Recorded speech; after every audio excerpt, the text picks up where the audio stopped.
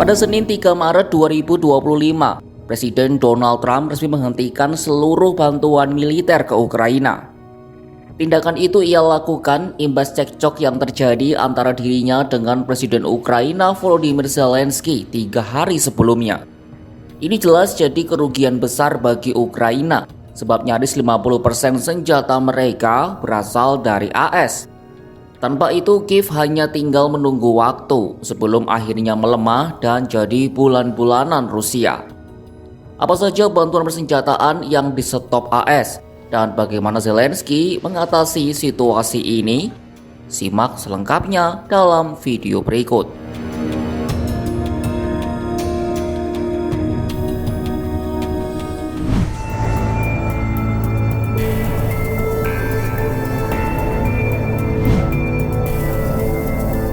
Sejak awal perang pada Februari 2022, Ukraina telah menerima bantuan militer senilai 136 miliar dolar AS atau sekitar 2.000 triliun rupiah.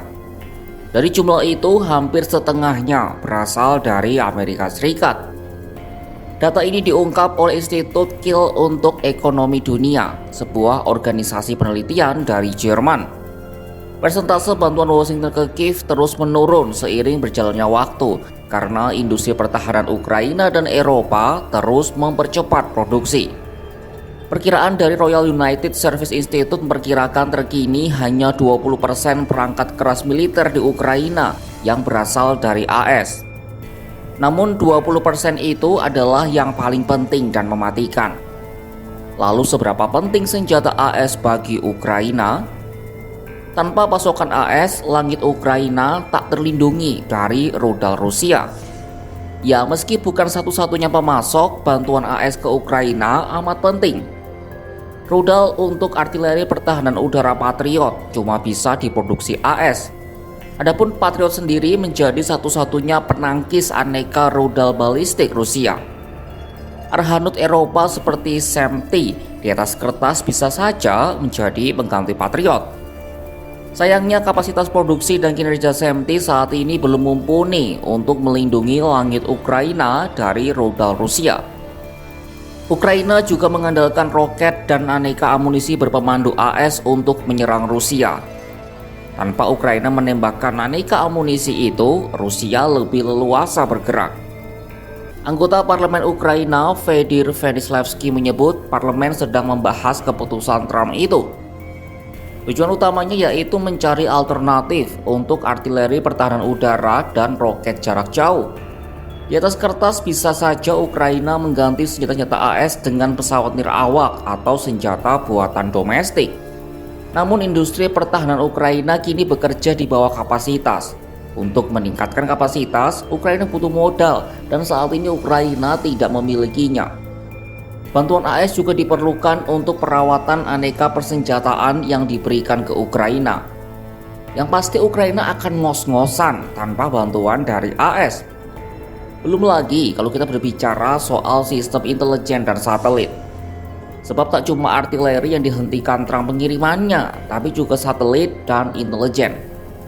Seorang pejabat AS mengatakan bahwa informasi militer tidak lagi dibagikan kepada Ukraina. Penghentian ini dikonfirmasi juga oleh Direktur CIA John Ratcliffe yang lembaganya selama ini berperan besar di gelanggang perang. Sejumlah perwira CIA telah dikerahkan untuk meninjau daftar target potensial Rusia yang tengah dipersiapkan Ukraina untuk diserang. CIA juga membantu Ukraina membangun setidaknya 3 pangkalan untuk pengumpulan sinyal intelijen rahasia. Pangkalan ini digunakan untuk menyadap komunikasi Rusia sekaligus mengurangi ketergantungan mereka pada Amerika. Namun John juga mengisyaratkan penghentian bersifat sementara jika Ukraina segera kembali ke meja perundingan. Akibat penghentian ini, Ukraina tak lagi dapat sumber intelijen tentang peringatan dini serangan drone dan rudal Rusia terhadap target militer dan sipil. Ukraina memang masih bisa menggunakan citra satelit milik Eropa, tetapi citra ini tidak semuanya fokus pada pergerakan militer.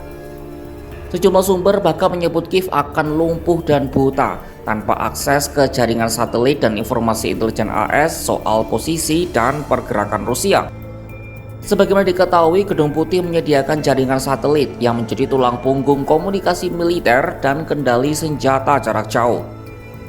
Biaya sewanya ditanggung oleh Polandia dan sejumlah negara Eropa.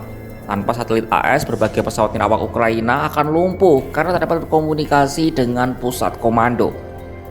Lalu bagaimana Ukraina dan Eropa merespon kondisi ini?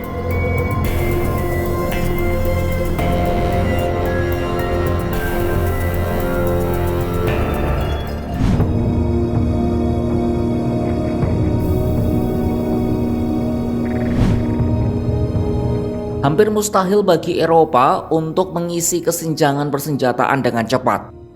Industri pertahanan Eropa memang telah meningkat, tetapi hanya bertahap. Apalagi tiap negara juga perlu mempertahankan persediaan senjata mereka sendiri.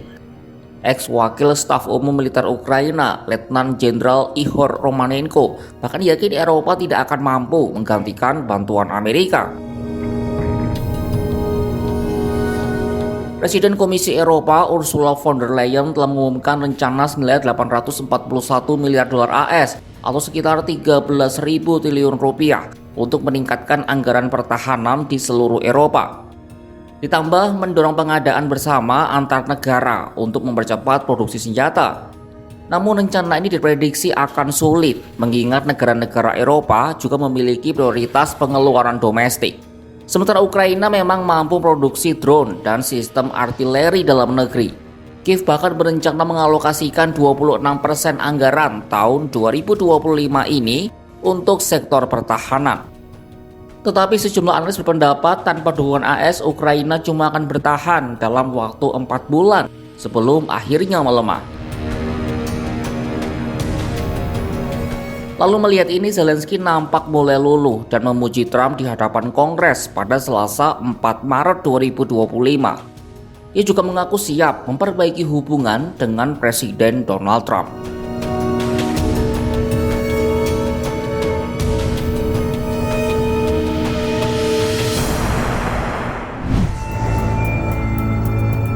Tanpa AS, Ukraina akan sangat kesulitan menghadapi gelombang serangan Rusia yang lebih kuat. Eropa jelas tak cukup mampu menambah lubang yang ditinggalkan negeri Paman Sam itu. Langkah apa yang akan diambil Ukraina selanjutnya? Saksikan perkembangannya hanya di kanal YouTube Kompas.com.